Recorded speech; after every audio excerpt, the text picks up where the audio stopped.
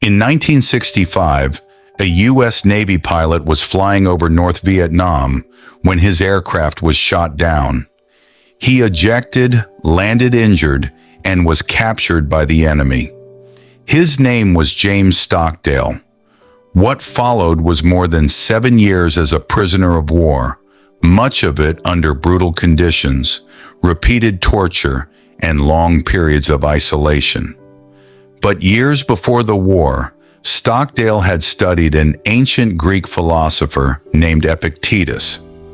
What makes that connection extraordinary is that Epictetus had once been a slave, while Stockdale was a senior American military officer. Their lives could hardly have been more different, yet both arrived at the same uncomfortable idea. Peace does not begin when life becomes safe. It begins when you stop demanding that reality become different before you allow yourself to become calm. That idea sounds simple until life gives you something you genuinely cannot control. A relationship ends. A business fails. Someone betrays you. A plan you spent 5 years building disappears in a week. Most people immediately try to solve the emotional problem. They replay conversations. They imagine different outcomes. They ask why this happened, why it happened to them, and what they could do to make reality return to the version they wanted. But underneath all of that is one hidden assumption. If I can control enough of what happens around me, I will finally feel peaceful. And that assumption is exactly what keeps peace permanently out of reach. Epictetus saw the problem differently. His philosophy separated what belongs to us from what does not. Our judgments, choices, and responses are within our sphere of control. Other people's opinions, the past, chance, and the final outcome of many situations are not. That distinction sounds almost too obvious, but psychologically it changes the entire battlefield. Imagine spending your entire day trying to control the weather. You could become furious at the clouds, negotiate with the rain, or keep checking the sky every 5 minutes. None of it would make the weather obey you. Yet people perform the psychological equivalent every day. They try to control whether someone respects them, whether a stranger likes them, whether a plan succeeds, whether the past could have been different. Then they wonder why their mind feels exhausted. Stockdale carried that philosophy into a place where it could no longer remain theoretical. As a prisoner in Vietnam, he could not decide when he would be released. He could not stop the interrogations. He could not guarantee that tomorrow would be easier. But there was still one territory his captors could not completely control: the way he chose to meet each moment. Stockdale later wrote about testing Epictetus's ideas under the extreme conditions of captivity. The point was never that suffering became painless. It was that even when external freedom disappears, a person can still protect an inner territory where choice, judgment, and character remain alive. Now compare that with modern life. Most of us have more physical freedom than Stockdale could have imagined, yet our minds can feel constantly occupied. Your phone tells you what happened. Social media tells you what people think. The news tells you what to fear. Algorithms predict what you will watch next. Someone else's success can make your own life suddenly feel smaller before you've even finished breakfast. You can be sitting safely in your own home while mentally living inside 20 different problems that belong to other people. Your body is still, but your mind is everywhere.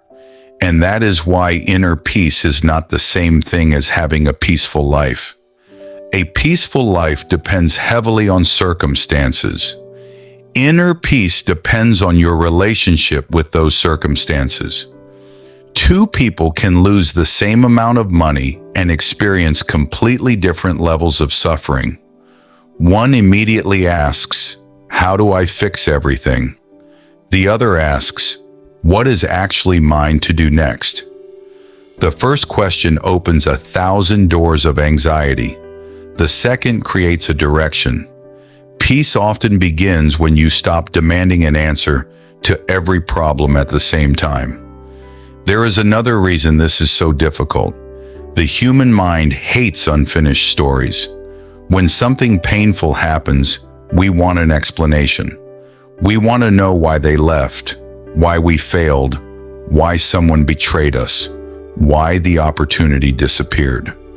So we replay the past, believing that enough thinking will eventually produce a satisfying answer. Sometimes it does, often it doesn't, and when the answer never arrives, the mind keeps the wound open because uncertainty feels unbearable.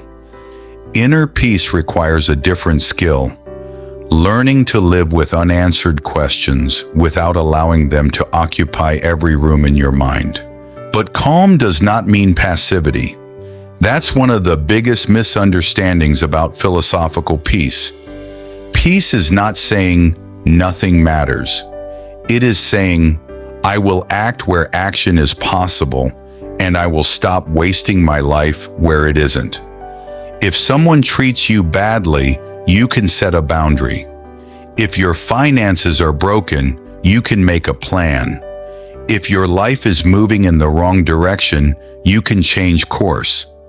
But after you've done what is genuinely yours to do, there comes a point where more mental struggle produces no more control. Knowing where that line exists may be one of the most underrated forms of wisdom. Marcus Aurelius understood that tension from the opposite side of power. He was an emperor surrounded by armies, politics, wealth, and responsibilities most people could never imagine. Yet his meditations repeatedly returns to the problem of how to live well without becoming mentally captured by things outside his control. Marcus didn't write those reflections because his life was peaceful. He wrote them because maintaining inner order was a daily discipline, even for a man who possessed enormous external power. His influence from Epictetus is also explicit. Modern scholarship notes that Epictetus was one of Marcus's major Stoic influences. Think about how strange that is. One man was trapped inside a prison, another ruled an empire. Yet both were dealing with the same fundamental problem. The outside world will never completely obey you. Power cannot guarantee peace. Freedom cannot guarantee peace. Money cannot guarantee peace. Even success cannot guarantee peace. Because if your mind requires the world to behave exactly the way you want, there will always be something capable of disturbing it. And maybe that's why the loudest version of inner peace we see today can be misleading. It often sounds like eliminating every negative person, removing every uncomfortable thought, creating perfect surroundings, and finally reaching a life where nothing bothers you. But if peace requires perfect circumstances, it isn't really peace. It's dependence on circumstances. The stronger version is quieter. You can hear criticism without turning it into an identity. You can experience disappointment without turning it into a prediction about your entire future. You can care deeply without believing you must control the ending. Think about the last time someone else's opinion changed your mood for an entire day. They said one sentence and you carried it for 10 hours. That person may have forgotten the conversation before lunch, while you continued giving it new life inside your own head. The event happened once. You replayed it 50 times. The first version was outside your control. The other 49 were created inside your attention. Sometimes the thing stealing your peace isn't what happened. It's how many times you keep happening to yourself. So the practice of inner peace is much more ordinary than people imagine. Before reacting to a message, pause. Before answering an insult, decide whether an answer is even necessary. When a plan collapses, separate what actually happened from what you're imagining will happen next. When someone leaves, allow the loss to be real without turning it into a verdict on your worth. And when you catch yourself fighting reality in your own head, ask one question: what part of this is actually mine? That question is small, but it can cut through enormous amounts of noise. Your choices belong to you. Your effort belongs to you. Your character belongs to you. The past does not. Other people's minds do not. The final outcome does not. And the moment you stop demanding ownership over things that were never yours, something inside you becomes lighter. James Stockdale eventually walked out of captivity. Epictetus never became powerful in the conventional sense. Marcus Aurelius ruled an empire, but still had to work on the same inner discipline that he wrote about in private. Their lives were radically different, but the lesson connecting them is surprisingly modern. Peace is not the reward you receive after controlling everything. It is what becomes possible when you finally understand what you never had the power to control. And maybe that's the uncomfortable truth about inner peace. It isn't found by building a life where nothing disturbs you. It is built by becoming someone who doesn't need everything to go your way before you can remain yourself. The world will still disappoint you. People will still misunderstand you. Plans will still collapse. Some questions will never receive satisfying answers. But you can meet those things without handing them the keys to your mind. Because in the end, the calmest person in the room isn't necessarily the person with the easiest life. It may be the person who has finally stopped fighting battles that were never theirs to win. They still care. They still act. They still love, work, risk, and hope.